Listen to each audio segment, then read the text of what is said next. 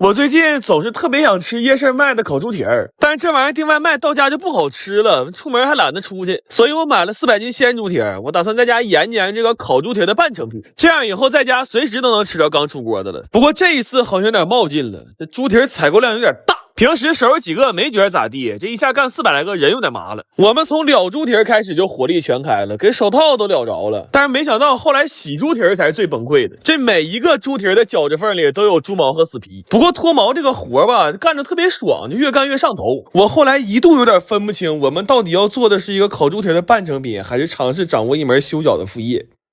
這烤豬蹄兒我最近試了很多做法，發現好吃的關鍵是滷湯和燒烤料，但市場上賣的干料都比较压班，所以我们就按照齊齐哈爾烤肉蘸料的配方自己磨了15斤。这玩意兒磨完了，給我弟也差點磨沒了。然後滷湯我提前3天就熬上了，這樣才能讓香料充分釋放香味。但是這麼大一鍋湯燒上之後，屋裡就沒地方了，那焯好水的豬蹄兒只能找別的水源去洗。我是萬萬沒想到啊，這一代先是在浴缸裡去毛，然後去廁所裡洗肉，後來那滷湯甚至還是虹吸的。就現在這活幹的真是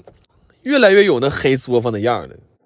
然後豬蹄兒洗到過了自己那一關之後，就可以去滷泡了。完這會兒待着也沒啥事兒，我們就寻思先吃點飯，還買了點肉肉強爽小酌一下。但是沒想到這玩意兒勁兒真大呀，一罐8度都感覺2瓶啤酒了。給這倆爹喝的直上腚，非要上雪地裡撒點野。他倆作了3-4個小時才醒酒，這才算勉強能接着幹活。正好這會兒豬蹄兒也滷好了，現在不管是顏色還是味道都特別好，稍微涼一下就能拿去烤了。然後滷豬蹄兒的這鍋湯以後就可以當老湯用了。我粗略估算了一下，這鍋湯我們要省着點吃的話，基本可以確保在我臨走那天席上他還有機會登場。